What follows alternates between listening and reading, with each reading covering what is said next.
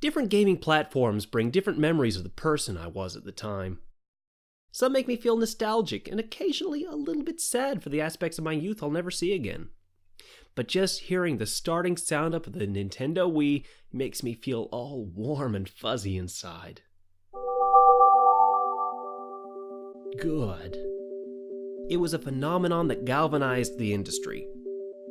Suddenly, motion controls were cool. Player avatars were cool. Gaming itself was cool because it was all-inclusive. Sure, most of the impulse buys probably never went any further than the Wii Sports came packaged with, but that was okay. The Wii gave you however much you needed from it. And the Wii Remote, initially lambasted upon its reveal, became synonymous with Nintendo's return to prominence. Whoa, that's a weird sentence. The Wii was a taste of Nintendo's blissful eccentricity, perhaps at its most potent. You navigated through the main menu like channels on a television, and though you were probably just stabbing the button as frantically as you could to get to your desired game, I want to play Job Island, you can't stop me, damn it! The superfluous channels just oozed charm. Look, I hate reading the news. More often than not, it's just a dire reminder that the world is a terrible place and we're all probably gonna die soon. But the news channel had this lilting music and this fun little kitty that you could poke. And then you could go over to the weather channel and see if it was raining in some obscure corner of the planet. You could vote in Mii contests or enter polls or find out your future. It was just so much silly enjoyment. It was engrossing. It was calming. It was mine, and I treasured it. And I haven't even gotten to the actual games. Donkey Kong Country Returns with its pristine platforming. Punch-Out! With its stylized boxing. Mario Kart Wii with its Mario Karting that made you go Wii. Smash Bros. Brawl with its frantic battles. And its tripping. And they laugh because literally the game started and he tripped. And even 2 Zeldas. Twilight Princess was my preferred title, and in actuality, I still haven't actually finished Skyward Sword, but that's more down to me being a lazy fat man than anything else. The Wii series of games intuitively implemented this bizarre console to full effect. Wii Sports Resort was easily the highlight. Wii Fit was truly one of a kind. And Wii Music was not as bad as everyone says it is. You may poo-poo it, but my epic rendition of the F-Zero theme will forever remain etched in legend.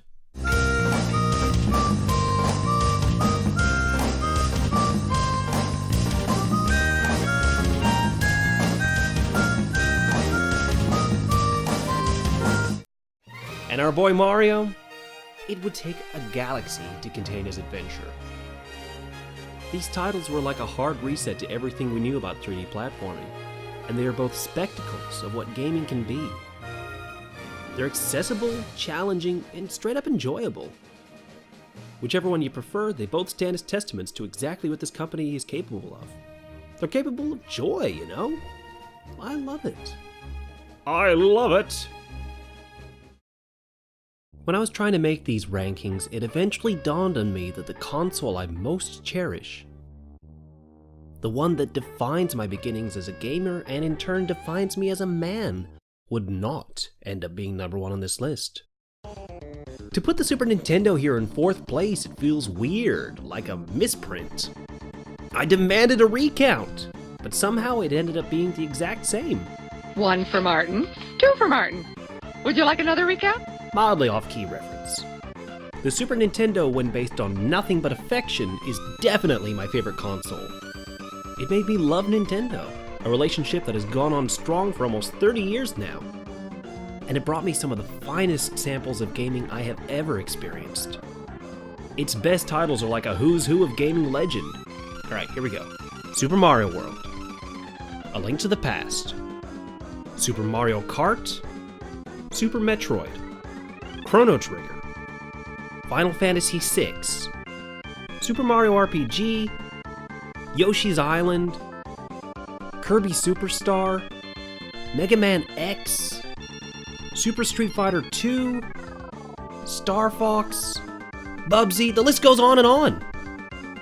And no, that last one wasn't a joke. The first Bubsy game was pretty damn good. Don't let revisionist history fool you. This console just did not let up from the start of its tenure all the way to the bitter end, taking everything the NES had established and just making it more. Better sound, better graphics, better gameplay. Whatever you wanted from gaming, this would be the place to find it. Sure, it would establish Nintendo's reputation as being a kiddie company, shying away from the edgier titles found on the Sega Genesis at the time. But I attest to this day that if something's fun, it's fun. It doesn't matter if it's mature or not. If you don't believe me, just watch 10 minutes of Lazy Town. This was also the generation that allowed a plucky British developer to spread its wings and propel the 16-bit era into a new age.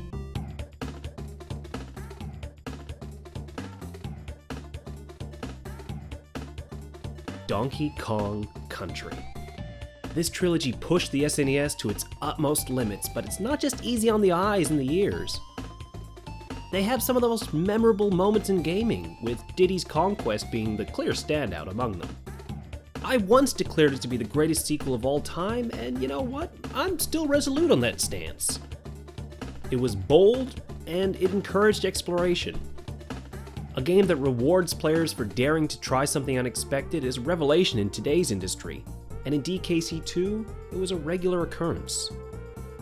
As a whole, the Super Nintendo left an impression on me that I will never forget.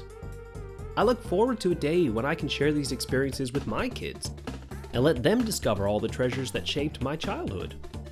That is, until they get bored and want to play Candy Crush instead. Let's be honest with ourselves. In much the same way that I assumed the Super Nintendo would rank higher on this list, I didn't envisage the 3DS to keep on swinging. With each entry, I was confident that its number was up, but lo and behold, I took another look at its library, and I convinced myself that it deserved to be higher. It's pretty hard to believe that there was a time when Nintendo practically had to give the damn things away. They dropped the price point so low they had to appease early adopters by giving them free games via the Ambassador program. Here's where the personal aspect of this list comes into play. This was my first opportunity to play a Fire Emblem game when I happened upon Sacred Stones. I was trying to save up for an engagement ring at the time, and I was working in the city until 2:30 a.m. with no way of getting home. So I sat in the passenger's lounge at Southern Cross Station until the first train at 6 a.m. just playing Fire Emblem. I'd sleep for a few hours, then I'd head back out at 9 a.m. and go right back to work. It was hard, and it got me through it. I know it's actually a Game Boy Advance game, but I thought it was a story worth telling. The 3DS was quirky in all the right ways, including the bundled games that came with it. The augmented reality titles were unique and interesting, and Face Raiders brought that indelible Nintendo madness. As for the Mii Plaza games, I must confess, I still play them to this day once I've accumulated enough Street Passes. And on that note, the Street Pass function is probably my favorite gimmick in gaming. The idea that you could trade information between consoles and even share save data in select games made my tiny little gaming world just feel that much bigger. It would take a few years before everyone else jumped on board, but the giddiness I would feel as that little green light flickered on is such a rush. And though the software came in dribs and drabs in the early stages, once they hit their stride, the floodgates were well and truly opened. All of the major players would make an appearance with solid entries in their already robust franchises. And I dare say that a few of the ports could be considered the definitive versions of some of Nintendo's greatest hits. Were you waiting for a Pokemon update? Were you? I'm gonna assume so, because X and Y arrived in style, taking us into the wild world of fully rendered models. Mega Evolutions would give classic Pokemon new abilities and a new look. Venusaur even got a flower wedged up its ass, while Sun and Moon tinkered with the formula even more. With the Nintendo Switch now well and truly entrenched in the gaming scene, it's unclear what place a dedicated portable console would have moving forward. But at least one of Nintendo's leading franchises gave it one last hurrah. What? Oh, and then, there's Fire Emblem. It's hard to believe that a franchise that was once so obscure and foreign to me would entrance me so. and the 3DS played host to 3 entries. Or kind of 5, I don't know. Fire Emblem Fates had an absolutely massive roster and 3 branching paths for you to pursue. While Fire Emblem Echoes Shadows of Valentia gave the ancient mechanics of Gaiden on the NES a tune-up, Fire Emblem Awakening managed to become my favorite game of all time. Not just favorite 3DS game or Fire Emblem game, just straight up, this one claimed the top spot of all. I love it so much, and I'd recommend it to anyone who owns a 3DS. Its characters are just riddled with personality, its mechanics are top-notch, and its protagonist Robin has ascended near the pinnacle of my most beloved gaming characters, a place previously reserved for longtime staples like Sonic or Bulbasaur or Mr. Goddamn Pants. I'm simultaneously looking forward to and terrified by Three Houses on the Switch because, though I know I will inevitably end up enjoying it, I just can't see how it could ever hold a candle to the Halidom of Elise and its myriad of waifus. And Gregor.